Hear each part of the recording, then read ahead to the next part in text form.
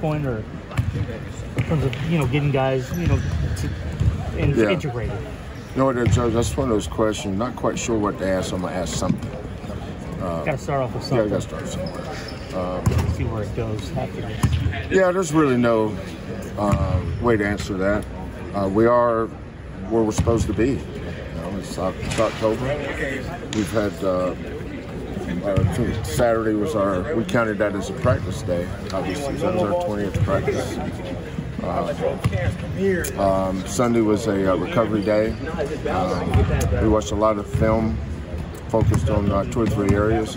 If both teams in the scrimmage, you're going to find 10 things they need to get better at. Of course, it's your first scrimmage. Like yesterday and today, we cleaned up the things that we're not good at.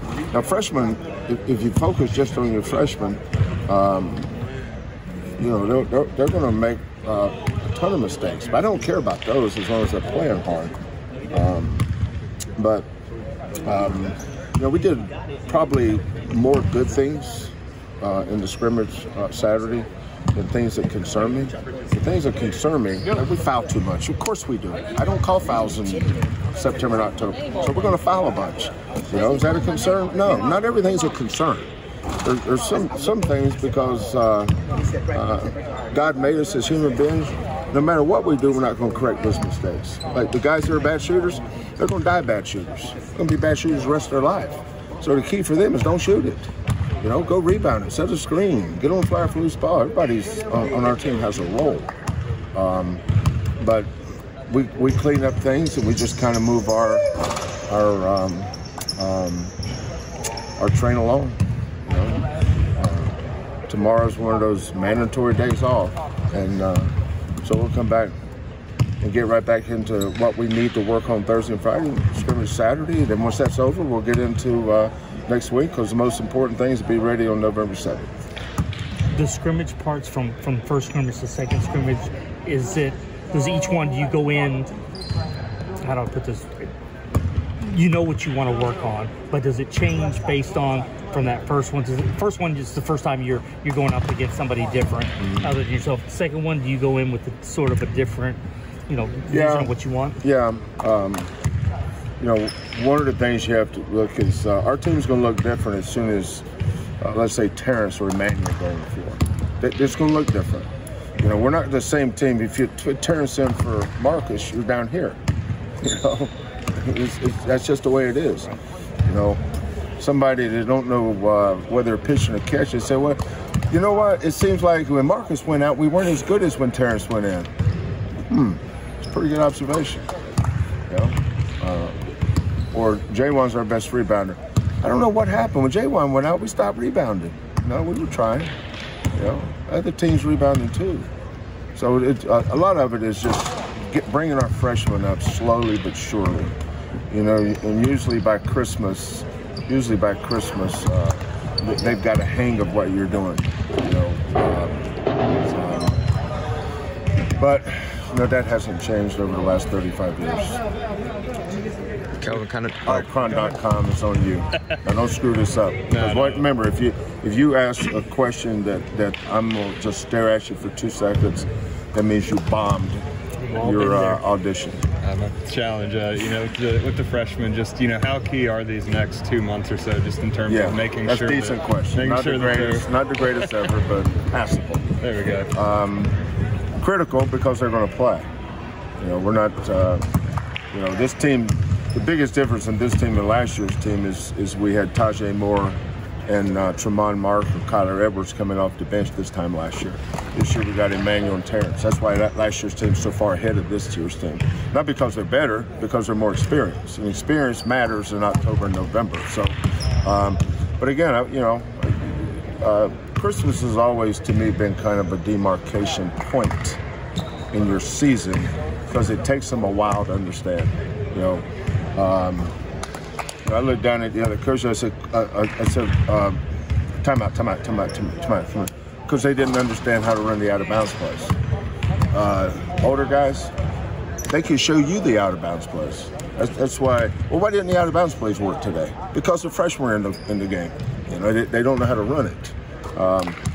Now, Jarris is different because Jarris has been running with the first team, and he has the advantage of playing with Jamal and Marcus and J1 and Tremont every day.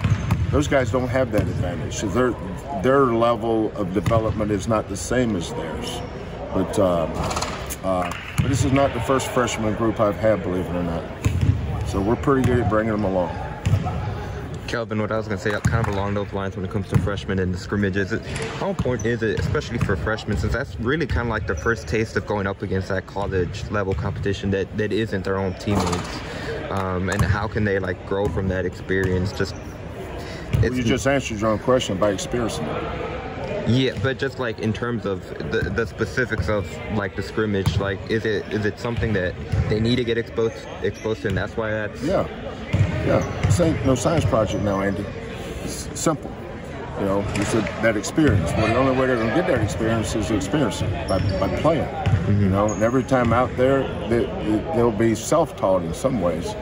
You know, one of the things I noticed, both teams Saturday got tired of it because there's adrenaline and emotion involved for the first time.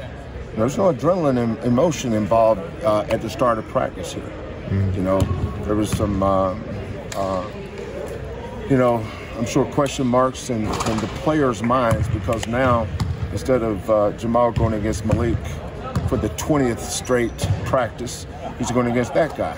Or that guy for the 20th straight practice has been going against this guy. Now he's going against Marcus Hasser. So all of a sudden you get those emotions involved in that and the adrenaline involved in that. So now fatigue will come quicker. But I think between me and the other coach, we must have used 75 timeouts the other day, which was second to how many fouls we had. So is the defense sort of is the defense usually ahead of the offense? Of course, yeah. Defensively, if I put the right group on the floor, I've got 7 guys that can really, really guard.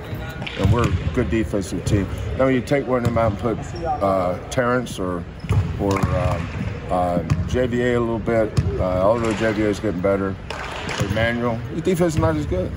You know, it's like somebody's their first day out of college covering me. They're going to be a little nervous, going to be a little anxious, and their second time in the interview, how are they going to be? Better, right? Well, these kids are no different. You get better the more you experience it. Look how much better Chris is than he was 20 years ago. 20 years ago, he's a freshman. Now he's a veteran. Veterans know how to cut corners. They know how to help the other guy. You know, the freshmen are like little birds in the nest. Somebody needs to feed them because they sure as hell ain't going to feed you. They don't know how to hunt. They don't know how to kill nothing. You guys feel me? Okay. How is JVA doing? Have you seen him get confident? Yeah. He played good. I was pleased with JVA Saturday. You know, he's coming along. You know, he's just got to keep growing. He has 2 great guys to go against every day, though, in Reggie and Jalen. They're good for him because they're veterans. You know, JVA is 17 years old when he got here. You know, he was 18 until last month. No, this month. What month are we in? He just turned 18. You know, he's 17, 19. He just turned 19. So you think about him. You know, in a perfect world, you'd have redshirted him last year. A red shirt means nothing anymore, because you can transfer without penalty. So what does it matter if you redshirt anymore? Kelvin Marcus gets preseason All-American yesterday. It seems like, you know, any guys coming off 12 games. I mean, the respect factor of what he's capable of, people have sort of realizing that, you know, this guy didn't just get good overnight. He's been good. It just played 12 games last year. Is that sort of? Well, I think the combine factored in that too, and the you know how close he was to being drafted. You know, had Marcus stayed in the draft, he would have been taken because you know, he had a promise. So he would have been taken. It wasn't where he would have wanted to go. But if you've seen Marcus play, you know how good he is. Those guys know. Kelvin, kind of along the lines of J'Wan Roberts, who's been here a few years, but is could potentially see a new role than he has in the past. What have you seen from him, just in terms of just development? We work so hard with our kids. I mean, that's what we hang our hat on. Every program has something they hang their hat on. When you watch us play, doesn't matter who we play. Syracuse, Baylor, Arkansas, LSU, Oregon, Virginia, doesn't matter. Alcorn State,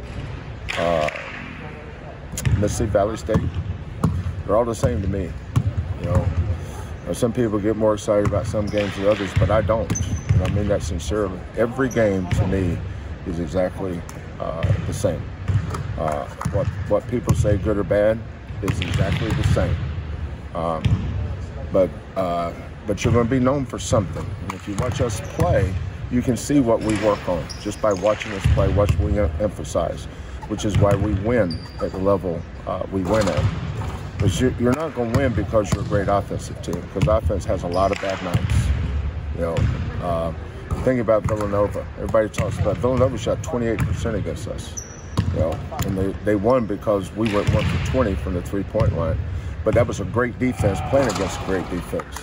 And look how far we got. Now, a lot of that stuff has to do with who you're matched up against. We didn't get guarded the game before like we got guarded in that game. But neither did they. So we hang our hat on our defense, our rebounding, and how we take care of the ball. That gives us a chance to win every game. Now, nights we make a bunch of shots. You've seen the results of that too. But from a program standpoint, how do we get to that point? It's about development. Look at Armani Brooks when he's a junior versus when he's a freshman. Look at Damian Dotson, a senior versus junior. Look at Quint Grimes, junior versus sophomore. Every kid here is always the same for us. They get better as they go. You say potentially a new role. His role will be the same. He don't have a new role. He's just going to be better at it. You see the Jim Nantz news yesterday? Yeah. You know what he's meant to I just talked with him. I just talked with Jim when his mother died a couple of weeks ago, maybe 10 days ago. Michigan the season, I raised them together. He did not mention that to me then, but there's a generation of people that associate the Final Four with Jim Nantz. But for a long time it was Jim Nantz and Billy Packer. I love to watch professional tennis, and for a long time it was always Dick Enberg and Bud Collins and Yvonne Lendl and Bjorn Borg, John McEnroe, Jimmy Connors, Courier, all those guys, Guillermo Vilas. But you associate them with Bud Collins and Dick Enberg.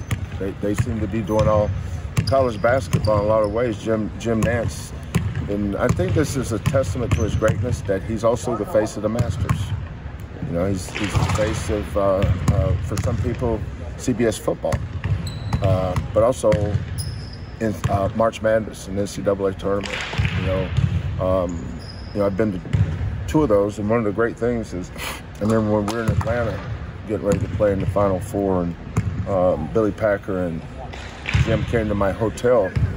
I think it was the morning. It was the morning of the game. That we're obligated with head coaches. The 4 head coaches have to meet with the broadcast crew. So I remember sitting down having breakfast with Jim Nantz and Billy Packer, and then 2 years ago it was Billy and Grant Hill. So now it's going to be Ian Eagle and Grant Hill. It just shows you our life's a lot like leaves on a tree. They just change seasons. Eventually, you move over, and another one replaces you. That's a lot like the cycle of life, isn't it?